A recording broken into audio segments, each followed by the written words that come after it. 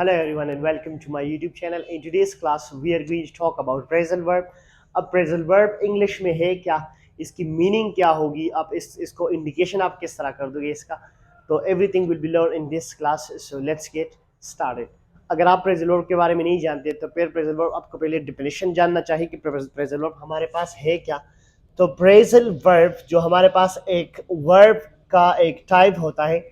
अब ये है क्या, प्रेजेंट वर्ब तो एक्चुअली हमारे पास वर्ब ही होता है, लेकिन इस वर्ब के साथ आप दो चीजें जब ऐड कर देते हो, लाइक दो चीजें क्या क्या है, एक है प्रपोजिशन और दूसरा हमारे पास है एडवर्ब. अगर कहीं भी वर्ब के साथ आप प्रपोजिशन और एडवर्ब को ऐड करके इसकी मीनिंग हो गई चेंज, और इसकी जो मीनिंग है वो चेंज हो गई, तो फिर आपने इसको कह देना है फ्रेजल वर्ब. अब जो फ्रेजल वर्ब है, दूसरा हमारे पास एक और वर्ब भी, इसकी एक और टाइप भी है जो हमारे पास है प्रपोजिशनल वर्ब. अब प्रपोजिशनल वर्ब क्या है, तो प्रपोजिशनल वर्ब जब भी आप वर्ब के साथ प्रपोजिशन को कंबाइन कर दो, प्रपोजिशन को और एडवर्ब को नहीं, सब प्रपोजिशन की बात करता हूँ यहाँ पे, प्रपोजिशन को कंबाइन कर दो और मीनिंग जो हमारे पास है नो चेंजेस, तो मीनिंग में कोई चेंजेस वगैरह ना हो, तो फिर आप इसको कहोगे प्रपोजिशनल वर्ब. और ये जो हमारे पास है ये हमारे पास फ्रेजल वर्ब. तो फ्रेजल वर्ब जो है हमारे पास, वो आप वर्ब के साथ प्रपोजिशन या एडवर्ब को लगा के मीनिंग चेंज होगी, तो फिर फ्रेजल वर्ब. अगर मीनिंग चेंज ना हो गया तो फिर आप इसको प्रपोजिशनल वर्ब कहें. Like for example, let's suppose I am going to put here some examples. For example, अगर मैं कह दूं कि we are looking after your kids, तो यहां पर आप देख सकते हो कि मैंने कहा you are looking after your kids. अब लुकिंग का मतलब जनरली यही है कि देखना, और जब आफ्टर जो हमारे पास एक प्रपोजिशन है, अब जब आफ्टर एक प्रपोजिशन है कंबाइन हो गया यहाँ पे, तो ये प्रपोजिशन वर्ब के साथ कनेक्टेड हो गया दोनों, और मैंने कहा वर्ब के साथ प्रपोजिशन कनेक्टेड हो जाए और मीनिंग चेंज हो जाए तो इसका फ्रेजल वर्ब कहोगे. तो जब लुकिंग आफ्टर यहाँ पर, लुक आफ्टर का जनरली इसका जो मीनिंग होता है वो यही होता है देखभाल. तो यहाँ पर we are looking after your kids, हम आपके बच्चों का देखभाल कर रहे हैं. So it means that the meaning is change और वर्ब के साथ प्रपोजिशन भी है, तो आप इसको कह दोगे फ्रेजल वर्ब. अब एक और एग्जांपल आपके लिए, for example I just want to say my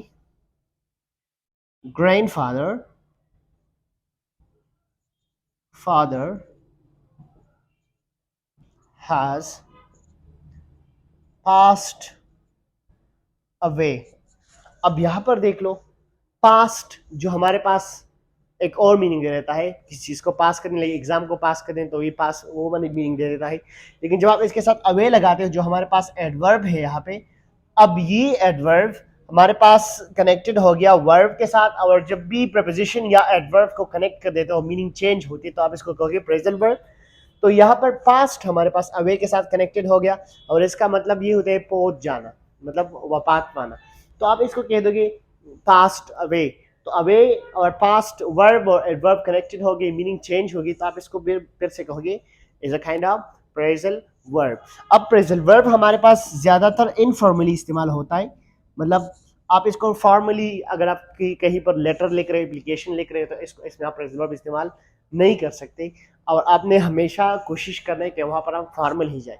लेकिन अगर आप किसी के साथ स्पीकिंग कर रहे हो तो फिर फ्रेजल वर्ब का इस्तेमाल आप कर सकते हो. तो इसका जो इस्तेमाल होता है, एक तो इनफॉर्मली होता है, दूसरा हम इसका इस्तेमाल स्पोकन में कर देते हैं, मतलब जब आप स्पीकिंग कर रहे हो तो फिर इसका इस्तेमाल आप ज़रूर करोगे.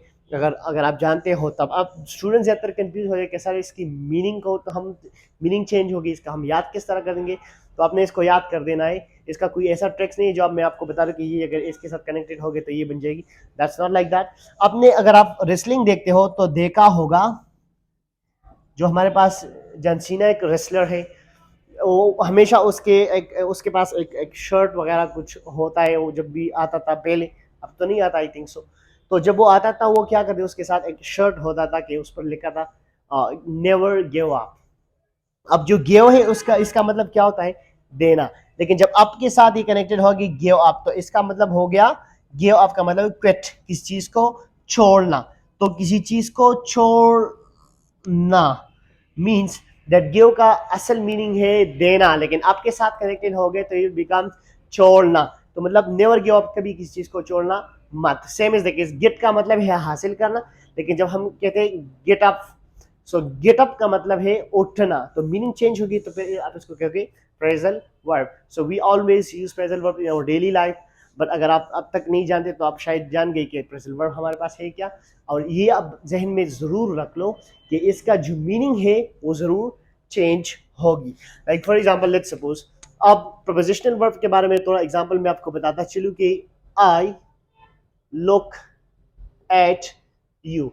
अब आप इस सेंटेंस को देख लो, लुक का मतलब है देखना, और आई लुक एट यू मैं आपको देखता हूं। इट मीन्स दैट एट हमारे पास फिर से प्रपोजिशन है और वर्ब के साथ कनेक्टेड हो गया, लेकिन इसका जो ओरिजिनल मीनिंग है देखना, अभी भी वो लिटरली मीनिंग दे रहता है। इसका जो मीनिंग है ये ड्रामेटिक मीनिंग होगी, मतलब ये एक मीनिंग को चेंज कर देगी, ड्रामेटिक मीनिंग हमें देगी। और ये जो मीनिंग देगा ये हमें लिटरली मीनिंग देगा। लाइक लुक एट, हमारे पास लुक का मीनिंग है देखना, अब एट के साथ कनेक्टेड हो गया लुक एट, तो ये अब फिर से है प्रपोजिशनल वर्ब, क्योंकि मीनिंग हमारे पास चेंज नहीं हुई। आई लुक एट यू मैं आपको देखता हूँ, वही वाला मीनिंग हमें दे देता है। फॉर एग्जाम्पल दूसरा एग्जाम्पल बताओ, तो I listen to music, I listen to music.